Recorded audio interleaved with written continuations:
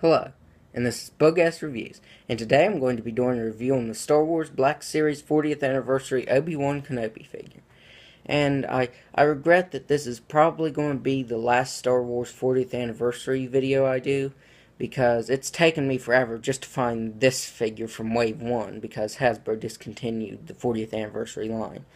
So I probably won't be doing any reviews on any of the others because I haven't found Wave 2 at all, and it's taken me this long just to find Obi Wan.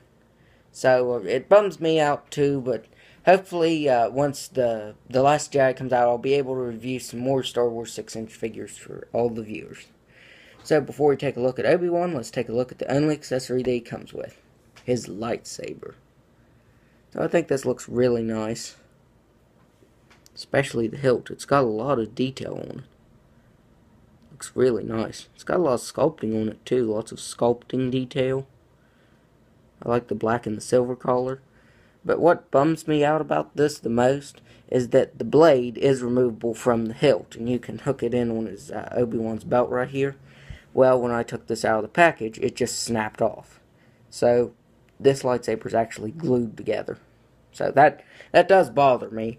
And just to show you how the hook, how it would look hooked, that's the way it would look.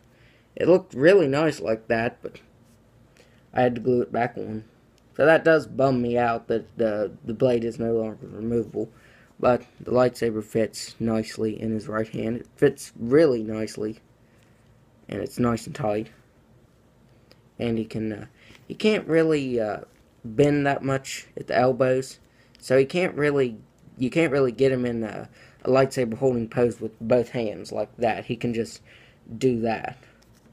So that does bother me a little bit because I would have preferred more articulation, like more, so he could have more fighting poses.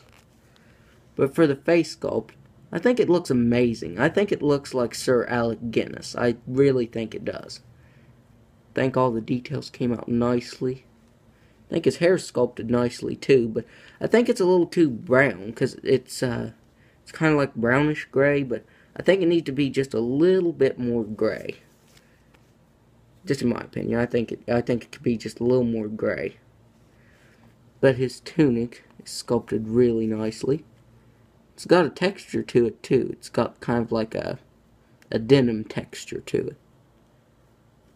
Lots of sculpting detail on this too. And the robe, the Jedi robe, is removable, but I had a very, very difficult time getting it back on once I got it off because of his arms. Like, the sleeves are that tight on him, which that's a good thing. But you can see that all the details are sculpted in underneath his robe, so that's really nice. And it continues that texture too, and it's got a little bit of shading to it. If you look, there's some shading right there in the wrinkles. So I think that looks really nice. And for his hood, it fixes the problem of the Star Wars 3-inch figures with the cloth hoods. This actually looks like, I'll fiddle with it, the way his hood does in the movie. And Hasbro actually sewed the robe right there, the hood of the robe, to the robe itself. That way it looks movie accurate. Because normally with the robe, they're just kind of bunched up to here, like they're just up. And this actually fixes that, and I think that looks really nice like that. I think that looks really, really nice. But he's got more detail on his belt. He has a little pouch right here that's sculpted in. It's not removable or anything, but I think that looks really nice. And for what really shocked me is he has articulation under his tunic there. And he's got lots of detail. He's got a glossy kind of brown on his boots and a flat brown on his pants. And his pants has some really nice sculpting detail, and it's got that denim texture too. I didn't think there'd be any articulation. I mean, I figured like leg articulation, but I didn't figure like any major articulation since he has his tunic right here that's covering up his legs. But Hasbro really went the extra mile with this figure. So I really love this figure. It just looks like Sir Alec Guinness. And I love the way the robe is. I think the robe is perfect. And you can pull it around him. And it's kind of a heavy material, so that does help too. So you can pull the robe around him like that. It doesn't necessarily want to stay when you do that. But you could do that if you wanted to. You could honestly just fiddle with it, and you could fiddle with it and get it to stay. But just for the review, I'm just showing it off. So now I'm going to go over his articulation. He's got a ball jointed head that can look back all the way.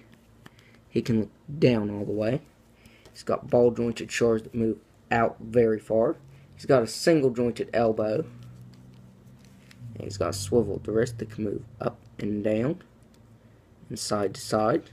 He's got a ball jointed diaphragm that can move back very, very far, but then you get that gap right there where you can see the ball joint. But since the back's covered up, he can crunch that far. He can actually move pretty far. He's got pretty good range of motion. That surprised me too, that he has such a good range of motion.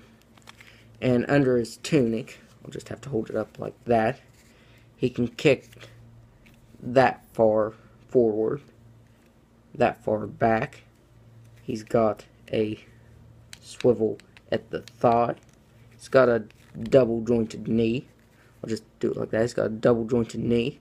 He's got ankle swivel and an ankle rocker. So I think the articulation on this is really good too, except for the arms.